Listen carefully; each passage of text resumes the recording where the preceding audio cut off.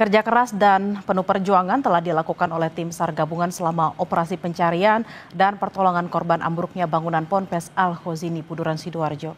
Salah satunya saudara dilakukan oleh Abdul Aziz, tim rescue dari Dinas Pemadam Kebakaran dan Penyelamatan DPKP Kota Surabaya. Lalu bagaimana kisah perjuangan tim penyelamat sepanjang proses evakuasi?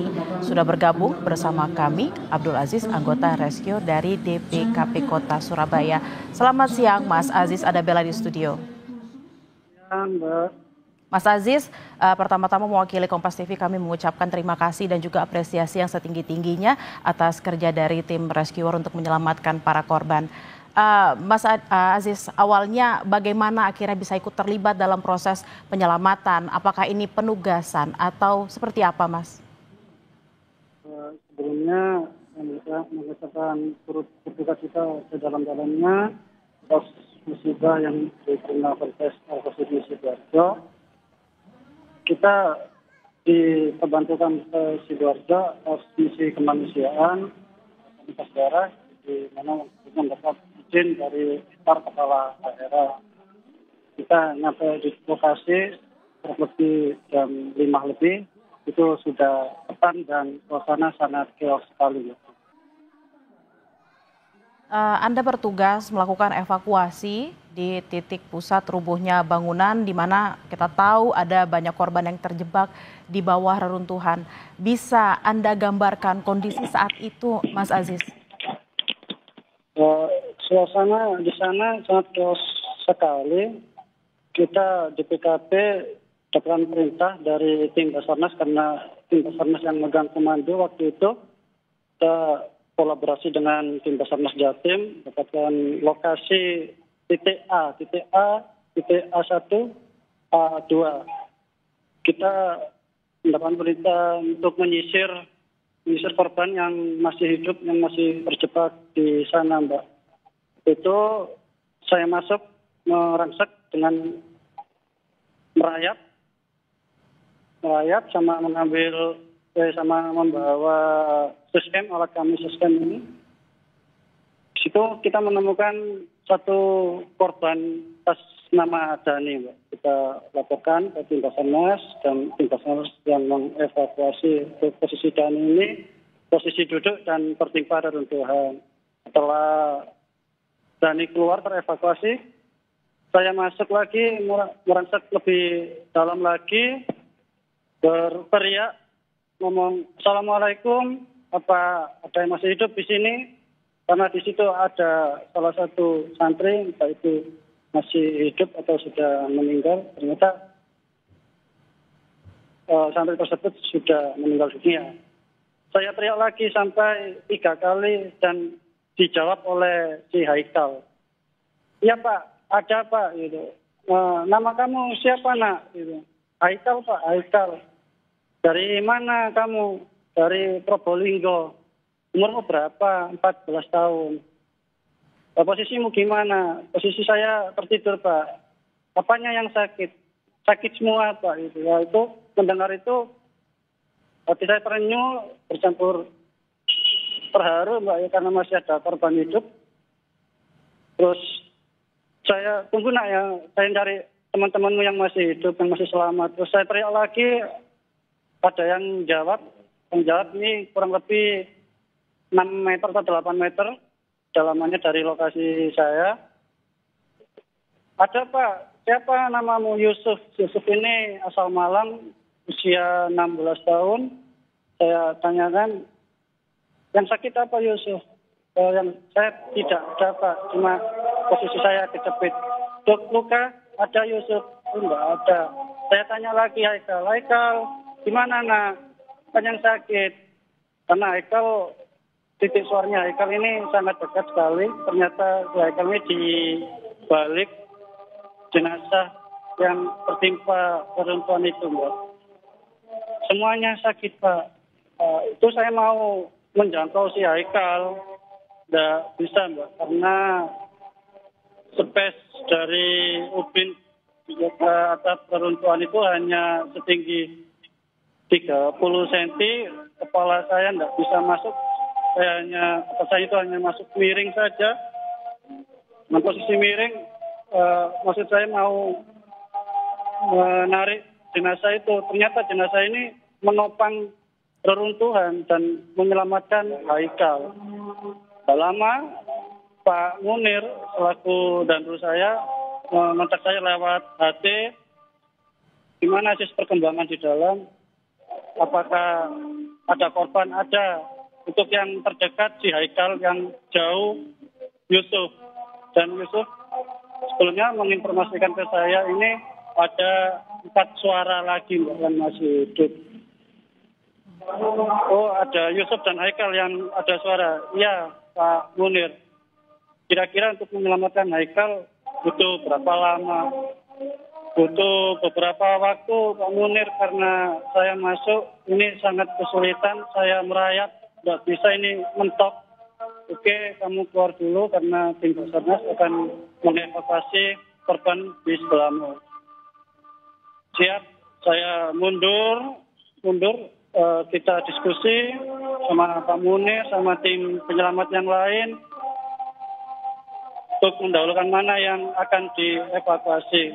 Setelah berdiskusi, ternyata si Yusuf dulu yang kita evakuasi, Mbak. Karena evakuasi ini si Yusuf sebelumnya juga ngomong pada saya, ada lubang di sampingnya, ada lubang yang disebabkan reruntuhan. Dan akhirnya tim DPKP ini dibagi menjadi 2 regu. Saya mencari korban-korban yang selamat yang lainnya. Terus tim satunya Mas Nio ini pergi ke lokasi si Yusuf, mencari si Yusuf ini. Ternyata ditemukan di titik A2, kalau nggak salah di titik A2 ada lubang sebesar botol air mineral.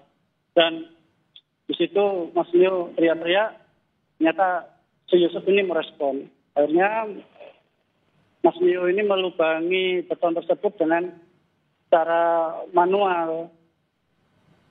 Itu evakuasi Yusuf ini sangat panjang sekali, mulai dari pukul 10 sampai jam 2. Jam 2, Mas Nio ini mungkin kecapean karena membuat lubang evakuasi ini. Akhirnya saya yang diperintahkan untuk meneruskan lubang evakuasi yang dulunya dibuat sama Mas Nio. Dan saya mendapatkan perintah, di situ ada besi beton itu kalau salah ada 6 yang menghalangi si Yusuf ini juga. Di situ saya sudah melihat Yusuf, saya motong 3 atau 4 kali, tapi Yusuf ini kok nggak ada respon. Nah, mohon maaf, sebelumnya si Yusuf ini sudah meninggal atau kritis. Saya panggil, saya laporkan ke dandu saya, ini Yusuf tidak ada respon Pak Munir. Coba kamu bangunkan, coba kamu kontak lagi. Saya memaksa masuk, tangan saya menjangkau, sampai saat tangan saya itu kecepit ketertimpa reruntuhan, menjangkau Yusuf. Di situ saya megang kepalanya Yusuf, kok nggak ada respon Yusuf. Akhirnya saya keras sekali, Yusuf. Hanya dia kaget. Iya Pak, gimana keadaanmu? Baik Pak, baik. Kamu butuh apa sekarang? Mau minum atau mau makan? Mau minum Pak. Akhirnya saya kasih minum biar tenang. Terus itu saya, ini ada roti, kamu makan roti dulu biar tenang. Kamu pasti selamat kok, kamu tenang ya. Istighfar, sholawat, berdoa ya. Doakan kamu, teman-teman kamu, dan doakan bapak-bapak yang bertugas di sini. Iya Pak. Dia doa sambil lalu saya memotong beton-beton laser ini. Yang di belakang saya ini ada tim relawan, nggak tahu dari mana. Terus di belakang saya ada tim dari DPKP, dan di belakang lagi ada Pak Munir yang sebagai safety officer untuk menjaga gedung ini tetap stabil. Jika seandainya gedung ini roboh, saya langsung ditarik sama teman-teman yang di belakang. Setelah pemotongan besi ini selesai, saya ngomong ke Pak Munir, ini ready untuk mengeluarkan si Yusuf. Oke, diangkat pelan-pelan. Si Yusuf ini saya geser pelan-pelan, ya. Pelan-pelan kan dari lubang itu selisih 30 sentian samping kanan dari lubang itu si Yusuf. Yusuf pegang kepalanya nak ya, lindungi kepala kamu sama tubuh kamu itu ya. Mohon maaf ini mungkin sakit ya nak ya. Iya Pak, tidak apa-apa. Kalau kamu merasa sakit, kamu ngomong saja, teriak aja tidak apa-apa. Dan aku sama tim mohon maaf jika membuat kamu sakit. Saya keluarin dengan mengucap Bismillahirrahmanirrahim. Ya Allah, bila hamba kekuatan untuk menyelamatkan anak ini. Hanya dihitung barang-barang untuk Yusuf ditarik kurang lebih 4 tarikan. Alhamdulillah si Yusuf ini keluar. Si Yusuf ini keluar sudah dievakuasi. Saya kembali lagi ke titik Haikal untuk menjangkau Haikal. Saya memasang alat lifting bag dan shoring dari kayu untuk meringankan beban yang menimpa si Haikal ini. Haikal, Mas Kak Ajis datang dari Surabaya. Ini ya, kan menyelamatkanmu. Tolong sabar ya nak ya, sabar. Ayo sholawat, kamu baca sholawat.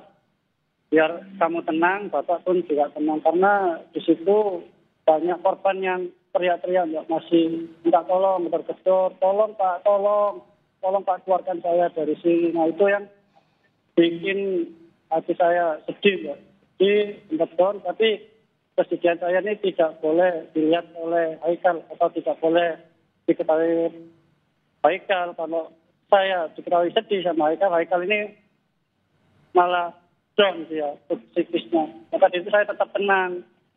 Haikal ini sambil masang lifting bag ini, alat lifting bag dan kayu ini untuk meringankan beban Haikal. Setelah lifting bag ini kepasang, saya monitor teman saya yang di luar.